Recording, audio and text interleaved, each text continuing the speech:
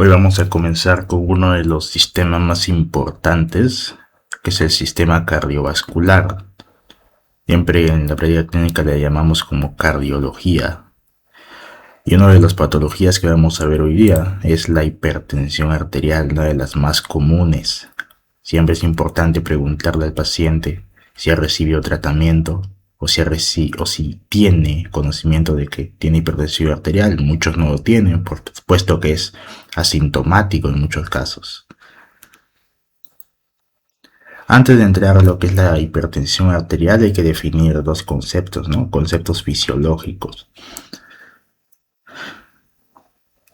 Entonces para poder comprenderlo, hay que imaginar pues un líquido que tiene que pasar por un ducto. Entonces, ese ducto, aparte de tener una resistencia en sus paredes, el propio líquido ejerce una fuerza que trata de distender el ducto. El propio líquido trata de distender el ducto, las paredes internas del conducto.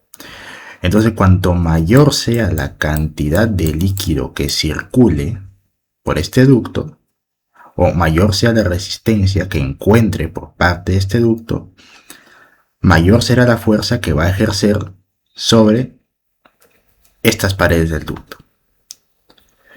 Esto es importante comprenderlo, puesto que en nuestro organismo va a ocurrir lo mismo básicamente, puesto que la sangre va a circular pues por las arterias, y va a ejercer una fuerza sobre la pared arterial, y ahí se define la presión arterial, que es la fuerza perpendicular sobre las paredes arteriales. Ahí está la presión arterial. Entonces es importante, ya que esta presión arterial nos ayuda a que pues la sangre llegue a todos los órganos y tejidos, pues para transportar el oxígeno, nutrientes u hormonas, ¿no? Pero, esta presión arterial no siempre es constante. Va a aumentar, por ejemplo, cuando el corazón se contrae, o también cuando disminuye, cuando disminuye la contractibilidad, es decir, cuando el corazón se relaja. Y entonces con ello podemos definir dos valores de la presión arterial, que son la presión arterial sistólica, que corresponde pues a la presión máxima durante la contracción ventricular, que es una fase del ciclo cardíaco, o también llamada como sístole auricular, y la presión arterial diastólica, que representa la diástole ventricular, que también es una fase cardíaca. Ahora, la presión arterial va a depender de dos elementos, ¿no? De dos componentes, ¿no? Primero va a ocurrir lo que es el gasto cardíaco y la resistencia vascular periférica. Pero, ¿qué son estos, no? Del gasto cardíaco y la resistencia vascular periférica. Entonces, primero, el gasto cardíaco básicamente es la cantidad de sangre que el corazón expulsa hasta la circulación en un minuto. Entonces, el gasto cardíaco se puede calcular mediante esta fórmula, que es la frecuencia cardíaca multiplicado por el volumen sistólico. Entonces, pero ¿por qué se utiliza la frecuencia cardíaca y el volumen sistólico, ¿no? Porque, ¿qué es la frecuencia cardíaca básicamente? O sea, si queremos saber cuánta sangre bombea el corazón en un minuto, debemos responder, dos preguntas principalmente, que es cuántas veces late el corazón en un minuto, de ahí nace la frecuencia cardíaca, y cuánta sangre expulsa el corazón en cada latido, de ahí viene el volumen sistólico, que ocurre donde la fase de contracción ventricular, donde el ventrículo pues eyecta la sangre, supera la resistencia que tiene la arteria aorta, y eyecta la sangre, en circulación sistémica. Entonces, para generar más detalle de dónde proviene lo que es el volumen sistólico, es bastante importante comprender esto. Entonces, hay que comprender que antes de cada contracción, durante la diástole ventricular, los ventrículos se van a llenar de sangre que procede pues de las aurículas. Entonces, alcanzan un volumen, que es el volumen telediastólico. O sea, la máxima cantidad de sangre que contiene un ventrículo. Luego, durante la sístole ventricular, el corazón no va a expulsar toda esa sangre, sino es que eyecta una parte de esta hacia la aorta. De esa cantidad de sangre que va a expulsar, pues se recibe el nombre como el volumen sistólico, ¿no? El volumen sistólico. Mientras que el resto, pues, permanece como volumen telesistólico. Entonces, con esto, aprendido esta fórmula, podemos comprender de que algún evento que aumente la frecuencia cardíaca, o el volumen sistólico, o las dos cosas, va a aumentar el gasto cardíaco y por lo tanto también va a aumentar la presión arterial, va a tender a aumentar la presión arterial. Ahora el segundo elemento es la resistencia vascular periférica. ¿Qué es la resistencia vascular periférica? Básicamente, ¿qué representa? ¿No? Representa la oposición que va a ofrecer la circulación arterial, en este caso las arteriolas, al paso de la sangre. Entonces, ¿por qué se utiliza este parámetro, no? Eso es debido a que el corazón pues, no puede impulsar la sangre, sino también debe vencer la resistencia que encuentra al atravesar la red vascular. De ahí viene la resistencia vascular periférica, básicamente la resistencia que ejerce la red vascular ante la presión que ejerce la sangre.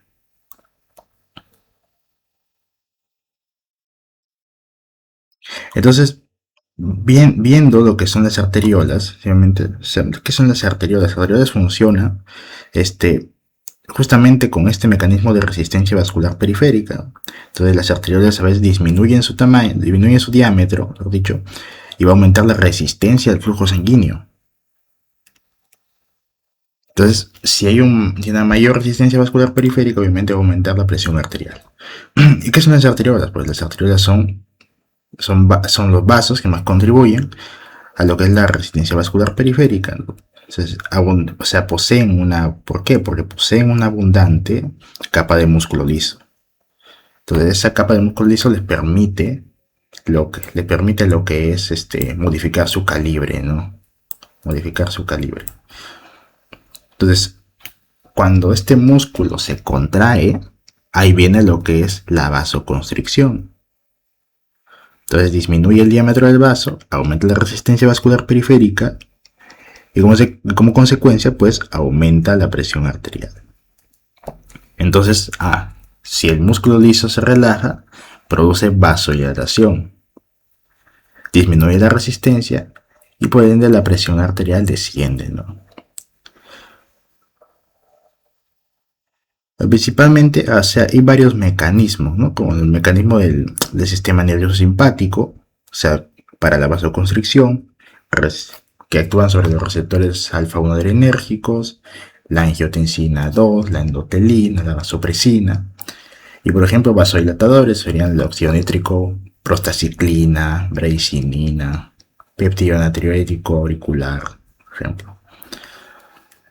También, por ejemplo, hay fármacos que actúan sobre este mecanismo, que son los IECAS, por ejemplo, como por ejemplo el enalapril, o los ARA, por ejemplo, ARA2, que son el losartán, por ejemplo, o el valsartán. También van a actuar lo que son los calcioantagonistas, por ejemplo, la amlodipina, que van a bloquear lo que es la entrada de calcio al músculo liso vascular. Entonces ya he aprendido lo que es lo que significan estos elementos. Hay que comprender también, hay que diferenciar, ¿no? Lo que es la presión arterial sobre la presión arterial media. Entonces la presión arterial media representa básicamente lo que es la presión promedio existente dentro de las arterias durante todo el ciclo cardíaco. Si la presión arterial es durante una fase del ciclo cardíaco, esto es durante todo el ciclo cardíaco. Entonces va a reflejar toda la presión efectiva que va a impulsar continuamente la sangre hacia los órganos blancos, ¿no? Principalmente cerebro, corazón, riñones y bueno, el resto de los tejidos. Entonces se expresa su fórmula mediante la presión arterial diastólica más un tercio de la presión arterial sistólica menos la presión arterial diastólica. Entonces de esta fórmula lo que podemos notar es que la presión arterial diastólica tiene el doble de peso, pues. Es decir, ¿por qué razón sucede eso? Bueno, porque obviamente durante el ciclo cardíaco el corazón permanece aproximadamente pues 2/3 del tiempo en diástole y solo 1/3 en sístole. Entonces, como las arterias van a permanecer pues más tiempo sometidas a presión diastólica, va a contribuir a lo que es el promedio final. Por eso es que tiene doble peso en esta fórmula. La presión arterial pues está expresada como presión sistólica sobre presión diastólica, pues o sea, sabemos eso, que si por ejemplo normal sería 120/80. Entonces, eso nos va a ayudar a lo que es la clasificación y el diagnóstico de la hipertensión arterial. Entonces, pero el problema es que la presión arterial media, que muchos lo confunden con la presión arterial, no se va a utilizar para diagnosticar la hipertensión, ¿no? Va a utilizarse para ver si hay una perfusión adecuada de los órganos. Entonces siempre hay que mantener lo que es una presión arterial media igual o superior a lo que son 65 milímetros de mercurio y poder garantizar el flujo sanguíneo a los órganos vitales. Una vez comprendidos los mecanismos fisiológicos que van a regular la presión arterial, vamos a entender cómo es que la hipertensión arterial representa un problema de salud pública, ¿no? Siempre viendo lo que es la parte epidemiológica. Entonces vamos a ver que la hipertensión arterial se clasifica como tal mediante sus dos valores principales, ¿no? La presión arterial sistólica y la diastólica. Caso la presión arterial sistólica, para que se considere una persona hipertensa, ha de ser mayor o igual a 130 milímetros de mercurio, y la presión arterial diastólica mayor o igual a 80 milímetros de mercurio, o que el paciente ya esté usando antihipertensivos para controlar su presión. Entonces, la importancia realmente radica en la frecuencia, ¿no? Lo común que es esta enfermedad en los adultos. Entonces se estima de que cada uno de 2 adultos es hipertenso. Entonces se convierte ya en uno de los principales factores de riesgo para enfermedades cardiovasculares, accidentes cerebrovasculares, enfermedad renal crónica y muerte prematura. Pues. ¿Por qué? Por los daños a órganos blancos. Entonces, uno de los aspectos más importantes que vamos a ver de esta enfermedad es que estas personas desconocen muchas veces que padecen de hipertensión. Esto ocurre principalmente en la mayoría de casos porque la enfermedad permanece asintomática, ¿no? Durante años. Entonces, mientras el paciente se siente completamente sano, pues la presión arterial elevada va a continuar durante años realizando un daño progresivo por sobre los órganos diana. Entonces, la prevalencia de hipertensión arterial también varía pues entre grupos poblacionales.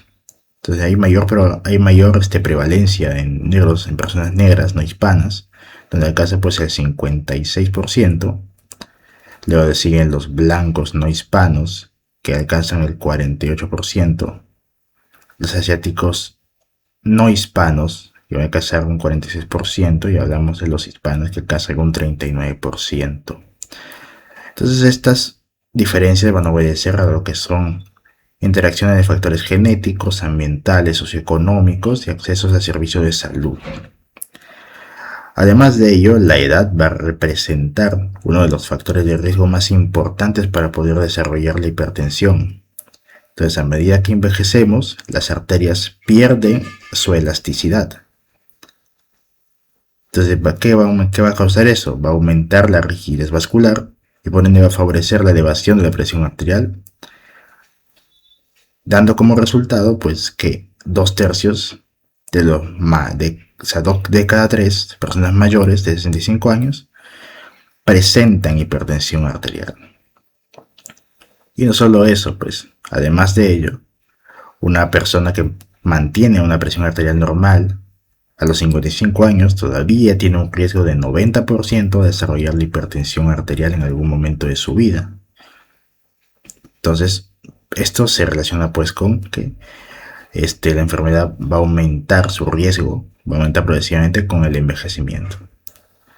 Además de ello, quisiera mencionar lo que es la hipertensión arterial durante el embarazo. Entonces, en este contexto, lo que es la enfermedad va a presentar características propias, suele manifestarse como una hipertensión gestacional o preeclampsia también, que requieren un manejo específico, ¿no? Porque puede generar un riesgo elevado, solo para la madre, sino también para el feto.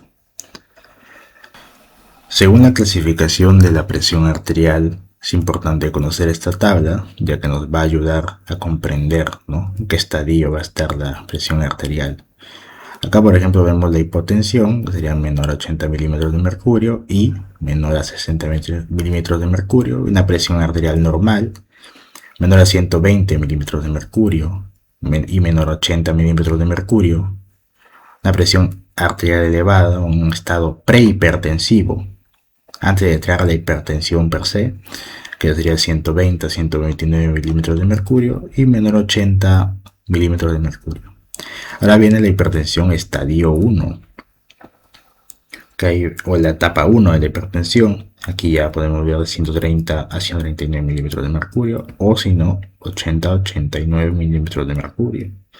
La hipertensión de estadio 2, mayor a 140 o igual, o mayor o igual a 90 milímetros de mercurio. Y hablamos de este estadio, que es la crisis hipertensiva. Aquí ya es mayor a 180 milímetros de mercurio, mayor a 120 milímetros de mercurio. También hay que recalcar que hay otra clasificación que va más allá. Ya si hay daño renal blanco, si hay una alteración, en este caso va a verse lo que son la urgencia hipertensiva y la emergencia hipertensiva, que vamos a explicar más adelante. En cuestión a la etiología, ya una vez conocida pues la magnitud de lo que representa la hipertensión arterial en la salud pública, ahora vamos a comprender por qué aparece la hipertensión arterial. La hipertensión arterial se divide en dos, se clasifica en dos grupos, pues es la hipertensión primaria, que representa un 85%, y la hipertensión secundaria, que representa un 15% de los casos. Entonces, la hipertensión primaria, lo característico es que no tiene causa identificable y se explica principalmente por múltiples factores, que se le denomina como la teoría del mosaico. Entonces, hay varios factores que son la predisposición genética. Por ejemplo, pacientes con antecedentes familiares de hipertensión pues van a tener una mayor probabilidad de desarrollar esta alteración, y por esa razón es importante preguntarle a un paciente si ha tenido familiares que tienen algunas enfermedades. Por ejemplo, la hipertensión arterial es uno de estos casos. Hablando de los factores ambientales, vamos a destacar lo que son el consumo excesivo de sodio y el estrés crónico. El sodio principalmente puede favorecer lo que es la retención de agua por los riñones. Entonces van a ir aumentando el volumen de sangre circulante, y además, pues mientras que el estrés incrementa la actividad del sistema nervioso simpático y va a favorecer lo que es la vasoconstricción y el aumento de la frecuencia cardíaca. Ya habíamos hablado de la frecuencia cardíaca, cómo aumenta también la presión arterial. También va a haber alteraciones del volumen plasmático y del sistema renina-angiotensina, ¿no? Cuando ese sistema se activa de forma excesiva, de forma exagerada, va a producir una mayor cantidad de angiotensina 2, que es un potente vasoconstrictor que aumenta también la secreción de aldosterona, que favorece la retención de sodio y de agua allá en el túbulo colector. Como consecuencia va a aumentar lo que es la resistencia vascular periférica, así como el volumen sanguíneo, elevándose la presión arterial. También la edad, habíamos hablado, la presión arterial siempre es riesgo en mayores de 65 años. Obviamente, si estos tienen un elevado consumo de sodio, tienen un impacto aún mayor. Entonces, con la edad va a aumentar o va a disminuir la capacidad renal para eliminar lo que es el sodio, y las arterias pues van a perder elasticidad. Entonces va a causar mayor desarrollo de hipertensión arterial. Ahora, yendo a lo que es la hipertensión secundaria, esta se divide en cinco causas principales, ¿no? Causas renales, respiratorias, endocrinas, farmacológicas, vasculares. Vamos con las renales primero, son las más frecuentes, ya que estos van a desempeñar lo que son fundamentales en el control de lo que es el volumen sanguíneo y la presión arterial. Entonces, dentro de ellas vamos a encontrar lo que es la glomerulonefritis, que va a disminuir la capacidad de filtración renal y va a favorecer lo que es la retención de sodio y agua. Lo mismo la pielonefritis, va a generar un daño progresivo en el parénquima renal y va a alterar lo que es la regulación de la presión arterial. Hablamos de la enfermedad renal poliquística, donde los múltiples quistes van a comprimir lo que es el tejido renal y van a activar de manera patológica el sistema renina-angiotensina-aldosterona. Luego tenemos la nefritis lúpica.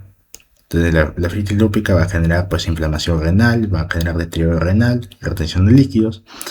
Igual esto es importante también la uropatía obstructiva, en este caso que aumenta la presión dentro del riñón y va a reducir la capacidad pues de eliminar el sodio y el agua. También la enfermedad renovascular, se va a generarse una estenosis en lo que es la arteria renal y por ende va a desencadenar pues una intensa activación en lo que es el sistema renina-angiotensina-aldosterona. ¿Por qué? Porque esta arteria renal va a disminuir lo que es el flujo sanguíneo hacia los riñones. Entonces vamos a ver lo que son las causas respiratorias. También la principal es lo que es la apnea obstructiva del sueño. Esto debido a que, bueno, los episodios repetidos de esta apnea, de esta patología, aumentan lo que es la actividad del sistema nervioso simpático y van a favorecer lo que es la vasoconstricción y la hipertensión persistente. Luego tenemos las causas endocrinas, que también son importantes, puesto que va a haber una patología que es la más frecuente, en este caso que es el aldosteronismo primario, para que se cause la hipertensión arterial secundaria. ¿Por qué? Porque esto va a generar un exceso de lo que es aldosterona que incrementa la retención de sodio y agua en el túbulo colector, había mencionado. Luego tenemos el feocromocitoma. El feocromocitoma va a generar una liberación constante, una liberación de grandes cantidades de catecolaminas y va a favorecer lo que es la vasoconstricción intensa y va a aumentar por ende la presión arterial. Luego tenemos el síndrome de Cushing. El síndrome de Cushing va a generar pues por un exceso de cortisol, la hiperplasia suprarrenal congénita. Podemos pensar por un exceso de mineralocorticoides que elevan pues el volumen circulante, el hipertiroidismo pues porque incrementa el gasto cardíaco, y hemos mencionado que se incrementa el gasto cardíaco porque aumenta la frecuencia cardíaca y la contractibilidad del corazón, va a aumentar también la presión arterial por la fórmula que habíamos mencionado. Luego tenemos el hipotiroidismo, que va a aumentar la resistencia vascular periférica, pues por una disminución de la vasodilatación. El hiperparatiroidismo primario, bueno, va a favorecer lo que es la rigidez vascular y va a generar un aumento de calcio sérico, además de ello. La acromegalia, por ejemplo, también porque incrementa la retención de sodio. Y los excesos pues de mineralocorticoides, ¿por qué? Porque produce retención de sodio y expansión del volumen plasmático, que también contribuye a la hipertensión arterial. También van a haber elementos farmacológicos que lo causen, ¿no? Los simpaticomiméticos, que son descongestivos nasales, que estimulan receptores adrenérgicos y van a producir lo que es la vasoconstricción. Antiinflamatorios, AINES, ya, va a disminuir lo que es la síntesis de prostaglandinas renales, que favorecen la retención de sodio y de agua. Luego tenemos los corticoides, pues van a aumentar la retención de sodio y van a potenciar lo que es la respuesta vascular a las catecolaminas. Antipsicóticos, ya que generan pues alteraciones metabólicas y aumento de peso, y va a contribuir a lo que es la hipertensión Los estimulantes, por ejemplo, como las anfetaminas, que aumentan la actividad simpática, los inhibidores de la tirosina sinasa, los inhibidores de la angiogénesis, que se van a utilizar lo que es la parte oncológica, van a generar lo que es difusión endotelial y vasoconstricción, la cocaína, que genera una intensa descarga simpática, entonces puede generar una crisis hipertensiva. El regaliz, pues también va a aumentar lo que es la actividad del mineralocorticoide, favorecer lo que es la retención de sodio, pues. Y tenemos también otra cosa importante que es la coartación de la aorta, una cosa vascular. En este caso, la coartación de la aorta va a generar pues una estrechez congénita de la aorta y va a aumentar la resistencia al flujo sanguíneo hacia la parte inferior del cuerpo. Entonces, que genera la elevación de la presión arterial en los miembros superiores. Entonces también es importante pues conocer o recordar pues que la diabetes mellitus se va a asociar con frecuencia a la hipertensión arterial. O sea, no constituye la diabetes mellitus una causa de lo que es la hipertensión arterial, pero siempre se relacionan con frecuencia. Siempre vas a ver quizás pacientes con diabetes y con hipertensión al mismo tiempo. Ahora entramos a lo que es la parte fisiopatológica, ¿no? Explicando primero los cambios hemodinámicos. Entonces hay que preguntarse, ¿no? ¿Cómo producen todas las alteraciones que habíamos mencionado un aumento que es sostenido de la presión arterial? Entonces, la presión arterial habíamos mencionado de que se compone de dos elementos, ya que lo definen, que es el gasto cardíaco y la resistencia vascular periférica. La hipertensión arterial puede desarrollarse por tres mecanismos principales, ¿no? El aumento del gasto cardíaco, un aumento de la resistencia vascular periférica o un aumento de los dos. Ahora, en cuestión a la hipertensión arterial primaria, siempre es más frecuente encontrar lo que es un gasto cardíaco normal o ligeramente elevado, mientras que el principal responsable de lo que es el aumento de la presión arterial es la resistencia vascular periférica. Entonces el problema no es que el corazón bombee demasiada sangre, sino es que las arterias, principalmente lo que habíamos mencionado, que son las arteriolas, permanecen más contraídas de lo normal y ofrecen mayor resistencia al paso de la sangre. Ahí explicamos lo que es los cambios hemodinámicos. Entonces, en los pacientes lo que es la hipertensión arterial va a comenzar con un aumento del gasto cardíaco y va a generarse pues una vasoconstricción venosa, y es por ello que existe un aumento del gasto cardíaco que genera pues un incremento del retorno venoso hacia el corazón, pues. Entonces, al llegar más sangre hacia los ventrículos durante la diástole, aumenta el volumen diastólico y por ende el mecanismo de Frank Starling, pues. El corazón va a expulsar un mayor volumen sistólico. Ahora, con el paso del tiempo, pues los tejidos se van a proteger, se van a adecuar a ese exceso de flujo mediante un mecanismo autorregulatorio vascular, ¿no? Las arteriolas van a responder contrayéndose para mantener lo que es el flujo constante. Entonces, como consecuencia, el gasto cardíaco va a volver a valores cercanos a lo normal, pero la resistencia vascular periférica va a mantenerse elevada. Entonces, generando una hipertensión arterial crónica. Entonces, por esta razón, pues la mayoría de pacientes hipertensos presentan un gasto cardíaco normal y una resistencia vascular periférica aumentada. Aunque también pues puede haber excepciones, ¿no? Como la hipertensión arterial sistólica aislada, que se caracteriza principalmente por una elevación predominante de la presión arterial sistólica, que puede aparecer pues cuando hay un aumento de forma importante pues del gasto cardíaco.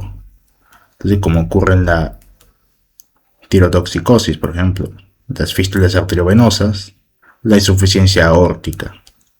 Entonces, también es frecuente en adultos mayores que debido a la rigidez de algunas arterias que pierdan pues elasticidad y ya no amortiguan adecuadamente lo que es la presión generada durante la sístole. Por otro lado, lo que es la hipertensión arterial diastólica va a asociarse principalmente a un gasto cardíaco relativamente disminuido y una resistencia vascular periférica aumentada, ¿no? Resistencia vascular periférica aumentada.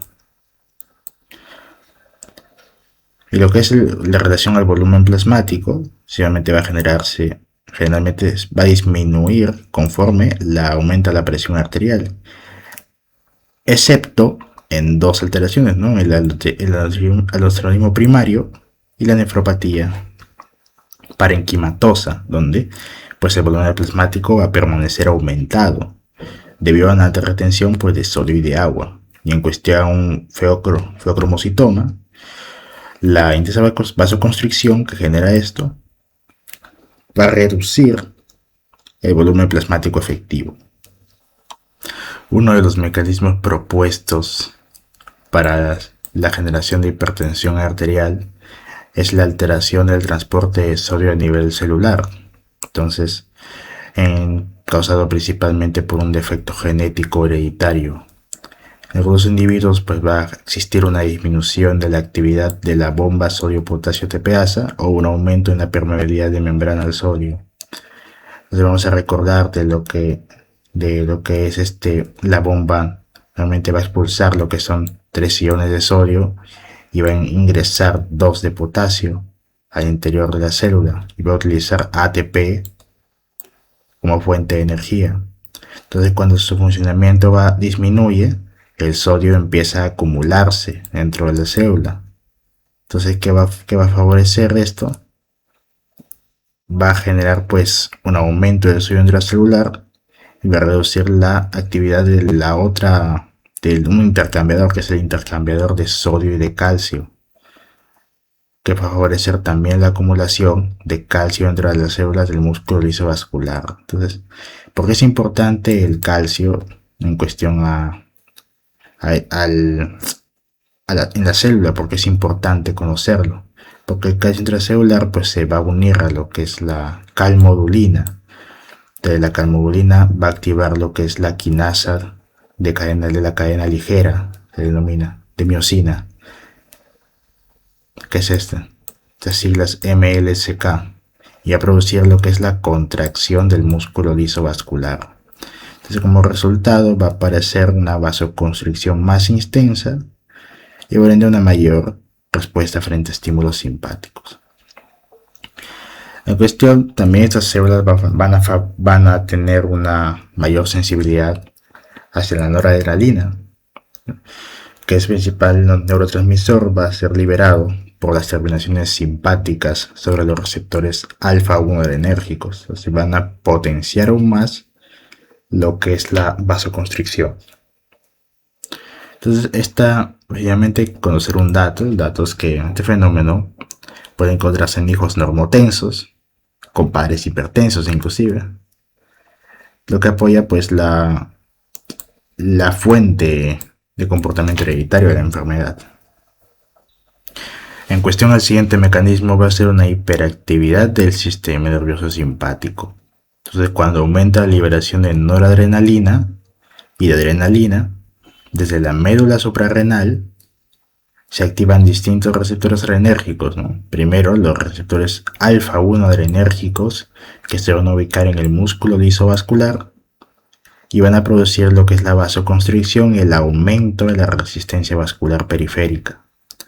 Receptores beta-1 del corazón, que van a incrementar lo que es la frecuencia cardíaca y la fuerza de contracción, fuerza de contractibilidad, va a aumentar lo que es el gasto cardíaco. Y luego tenemos los receptores beta-1 también, donde están las células yuxtaglomerulares del riñón, que van a favorecer la liberación de renina para activar el sistema renina-angiotensina. Entonces, como consecuencia final, pues va a generar un aumento del gasto cardíaco y de la resistencia vascular periférica, por ende generando hipertensión arterial. Luego tenemos el sistema renina-angiotensina-aldosterona, es uno de los más importantes. Cuestión a este sistema van a actuar lo que son las células yuxtaglomerulares. Este tipo de células van a liberar renina, y esta renina es una enzima que va a actuar sobre el angiotensinógeno producido por el hígado. Va a generarse principalmente angiotensina 1 mediante esta interacción. Luego va este elemento a hacer interacción con otra enzima, que es la enzima convertidora de angiotensina, que está producida en el endotelio vascular pulmonar. Entonces aquí va a generarse esta interacción y ahí viene la angiotensina 2, se produce. Entonces en la angiotensina 2, este elemento va a generar todas las reacciones sistémicas mediante principalmente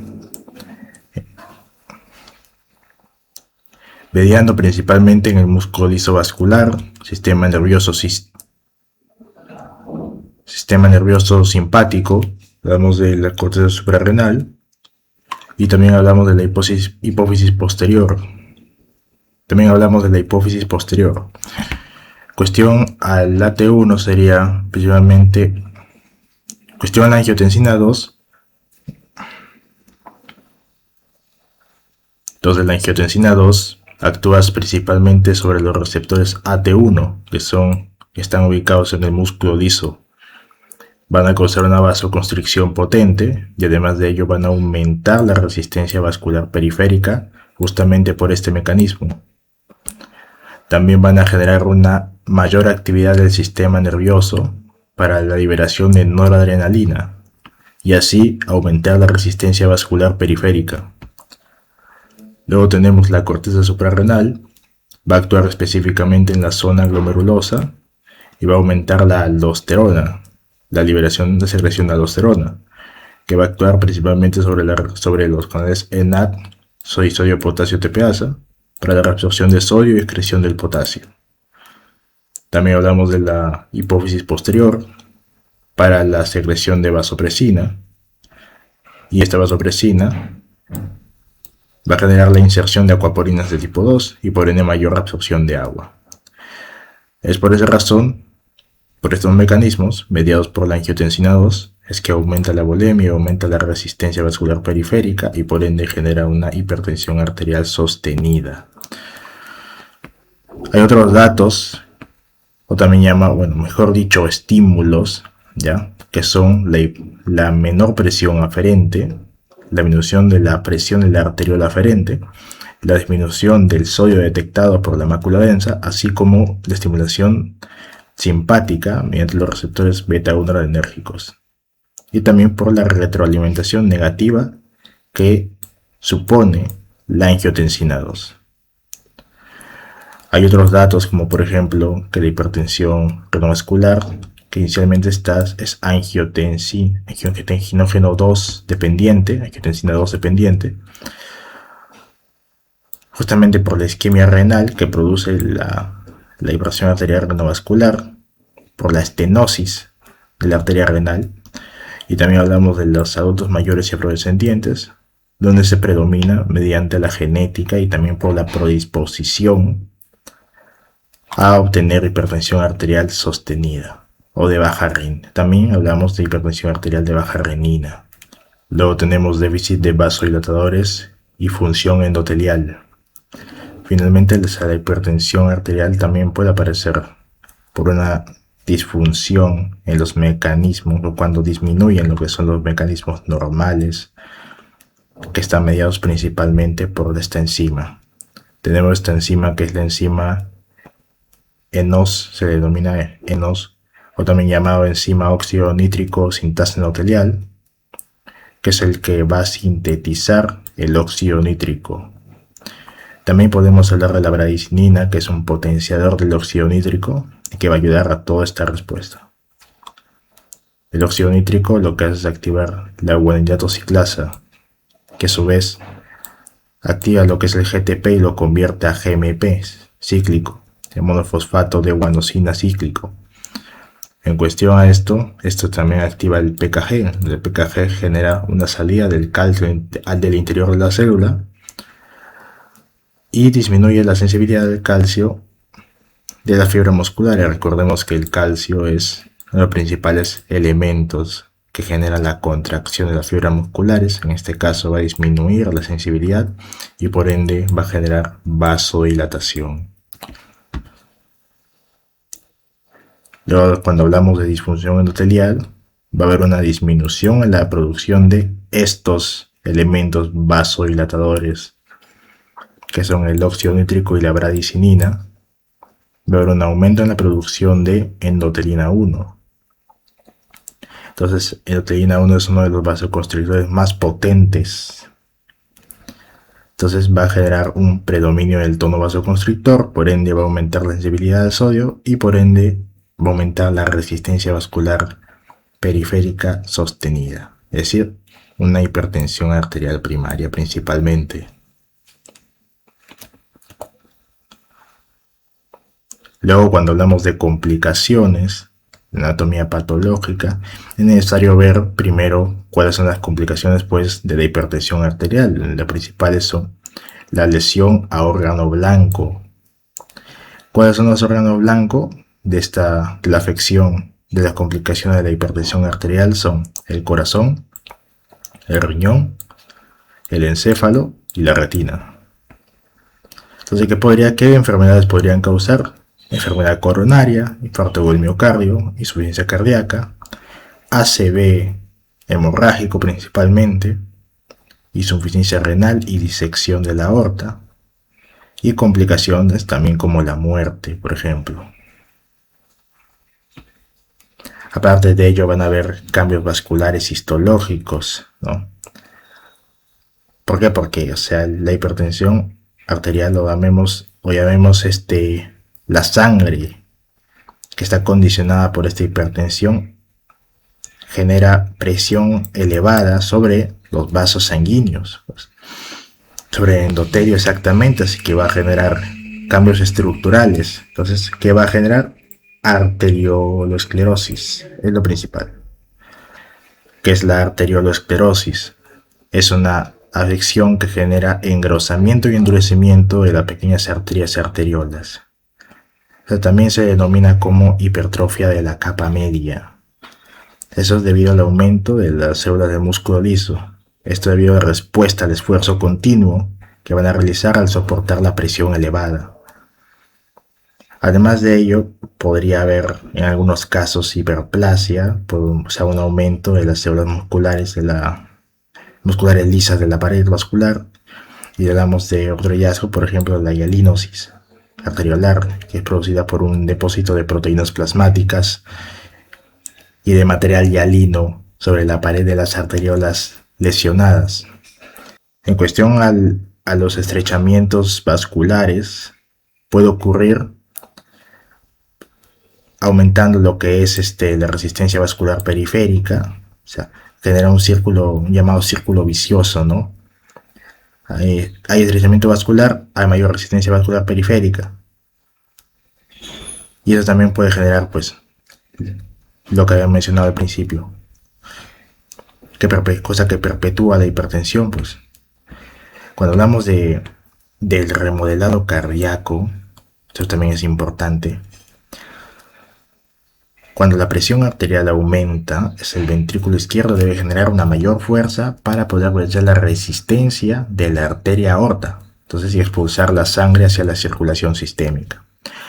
Ahora, a esta resistencia con la que trabaja el corazón se le denomina como poscarga vascular. Entonces va a haber un aumento de esta poscarga vascular. También este aumento crónico de la poscarga va a obligar a lo que es el miocardio, al miocardio principalmente a aumentar de tamaño, a hipertrofiarse. ¿Para qué? Para poder tener más fuerza de contractibilidad y vencer de mayor manera la resistencia. Entonces aparece hipertrofia ventricular izquierda, que el ventrículo izquierdo es el que se encarga de expulsar la sangre hacia todo el sistema circulatorio.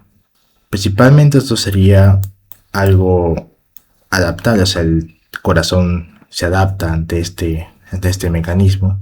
El problema es que si se vuelve crónico, puede generar una disfunción del propio músculo hipertrofiado, entonces se vuelve rígido y pierde la capacidad de relajarse durante la diástole, entonces genera una disfunción diastólica.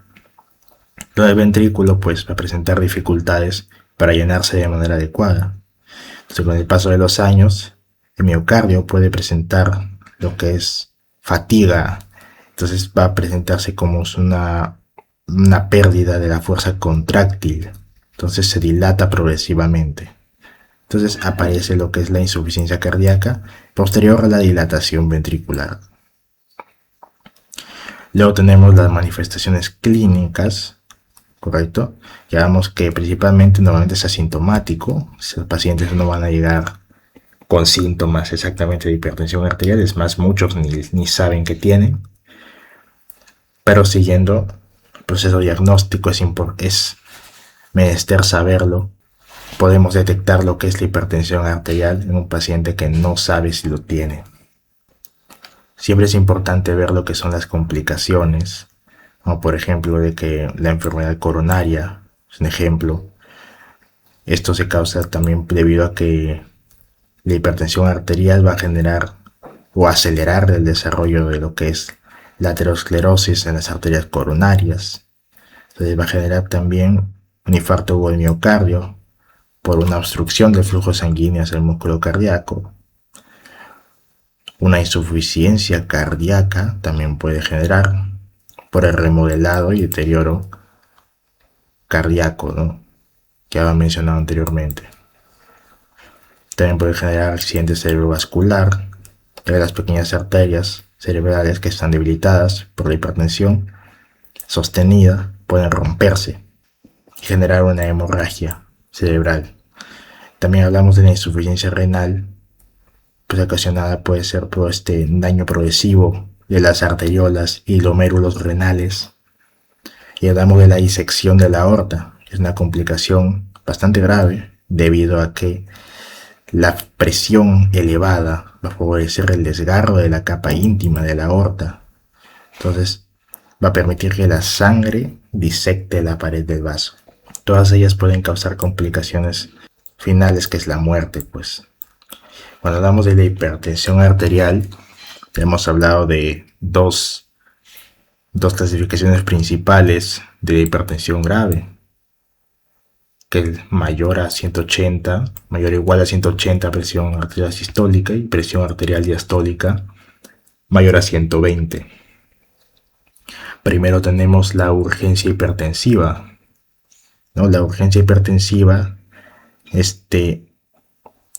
hay una presión arterial muy elevada, porque por ende es grave, pero no existe evidencia de lo que es daño agudo a órgano blanco. No hay evidencia de daño agudo a órgano blanco. De muchos pacientes van a llegar pues asintomáticos o presentan levemente una cefalea o ansiedad o malestar general. Y cuando hablamos de una emergencia hipertensiva, ahí sí hay daño a órgano blanco.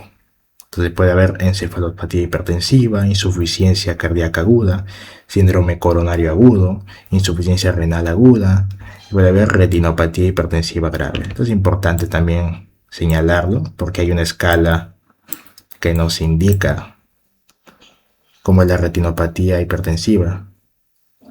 Y además de ello es importante la retina, ya que es el único lugar donde los vasos sanguíneos pueden observarse directamente, esto mediante un fondo de ojo. Gracias a este fondo de ojo, nosotros podemos clasificar las retinopatías mediante la escala de Kate-Wegener-Parker. En este caso va a haber grados, ¿no? 4 grados. Entonces, el grado 1 sería una constricción arteriolar leve. O sea, es un signo de vasoespasmo inicial. Cuando es grado 2, hablamos de constricción más esclerosis arteriolar, en el cual ya hay un engrosamiento y endurecimiento de la pared vascular.